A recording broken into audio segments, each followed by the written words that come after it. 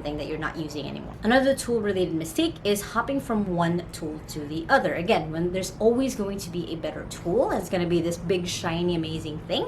But in reality, when you keep hopping from one tool or the other, data will be lost, there'll be some privacy issues, and it's honestly just going to be a lot of work for you and your virtual assistant or your virtual team as they start learning this new tool once again. So it's always better to, again, have that end date of when you want to try something and then actually give it a good try before hopping into the new thing. Just because it works for someone else who's successful doesn't mean that it was going to work for you. Your business will have different needs. Your business will have different ways that it can use the tool as well. So make sure that you're not just immediately hopping, you're actually giving it a actual try before moving on to the next one.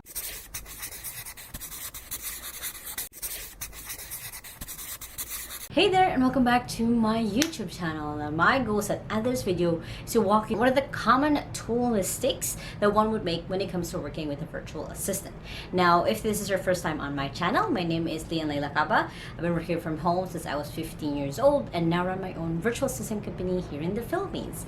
And I post videos every Sunday and Thursday on how to work from home and how to have a business from home. So make sure to hit the subscribe button right there so you don't miss any of my videos. Now, when it comes to working with people virtually, whether it's an assistant or a freelancer, you're going to start using different tools to make sure that things work well as you guys are working at your own homes or as you're working from co-working space, wherever it is. So there will be a need for different tools that might pop up that will be needed for work. And if you guys want to check out the top tools that I recommend when you're working from home, you guys can check out this video right here.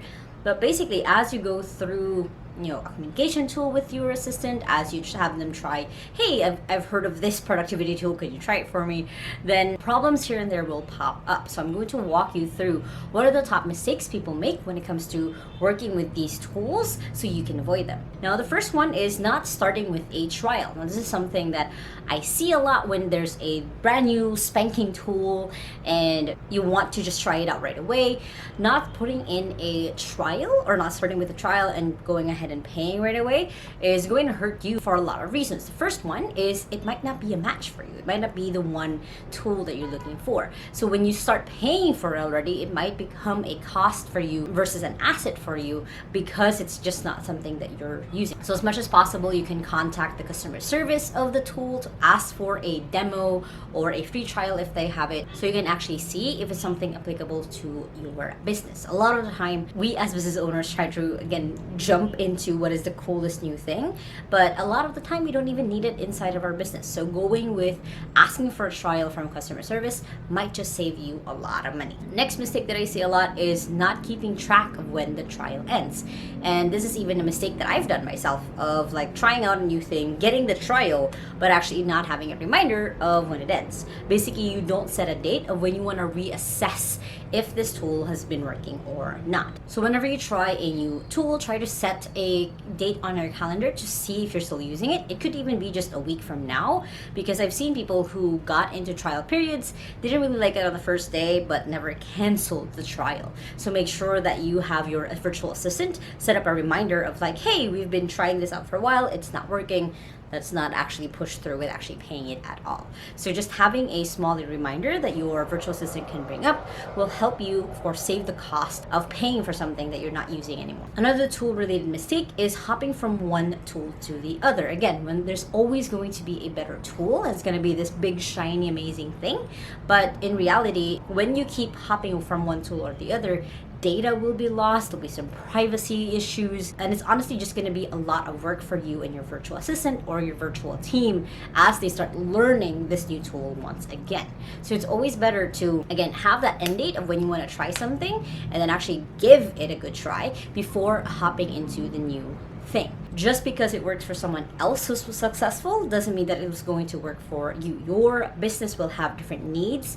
Your business will have different ways that it can use the tool as well. So make sure that you're not just immediately hopping, you're actually giving it a actual try before moving on to the next one. The next one is just trying them all out by yourself. In reality, you might have a virtual assistant or a team who's also going to be using it. So the way that you can solve this is, of course, by having that person, your virtual assistant, your team, be the ones to actually test it out to see if it's something that they can use, and then you can dive into deeper, because you don't want to be the one who's trying all of the new tools yourself. You can delegate this task and have someone, your virtual assistant most likely, be able to give you a report of like, hey, these are different ways that I think this tool can work for us, you know, the pros and cons list, giving you maybe a competitor research on what are the other tools that can be considered to be used. So when you start working with other people, keep in mind, you don't have to do this all by yourself. You can delegate this, you can have someone else do the research, test it out, actually see if it's something for you. Another mistake that I see a lot is using multiple tools for the same task. So you might be jumping from like Filmora to Premiere Pro, you might be jumping from Canva to maybe Paint if you're still using Paint, but you're using multiple tools for one task. Instead of really trying to find out which tool you actually need, you're using multiple tools, which again will cause a lot of things falling through the cracks later on. So it's better to really just say, this is the tool that I'm going to be using, this is the tool that I'm going to be focusing on, and then that eliminates any confusion when it comes to you working with your team as well, because there's this clarity of this is the tool that we're using, this is the format that will come out of, instead of using multiple tools where it will have different outputs based on the software that you're using. Another mistake that I see a lot is simply just not looking at reviews. It's something that's pretty straightforward and should be something that's in your research as you go through tools, but not looking at reviews of how other people have used it, or even better, seeing YouTube videos of how other people have utilized this tool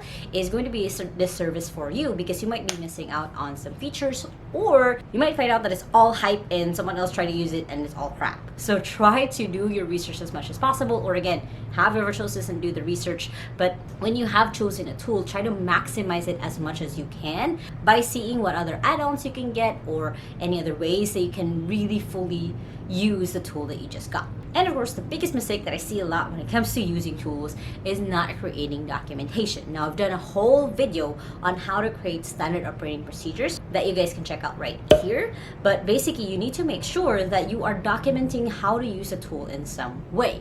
That way, you have a standard for your virtual assistant to follow on how you do certain things, so they can also see what kind of output you're trying to look for as they're using this tool. So setting up, okay, this is the template that we're using, or saying, hey, I want this clean all the time, means that there's going to be a repetitive way to have the same result that you want over and over again. Now, if you guys like this video, make sure to hit the thumbs up button right there and comment below what other tool mistakes have you come across or bottlenecks you've come across when it comes to using tools remotely. Now, if you guys still haven't yet, make sure to hit the subscribe button right there so you don't miss any videos every Sunday and Thursday on how to work from home and how to run business from home, which you guys can check out those two videos right here and the latest video right here.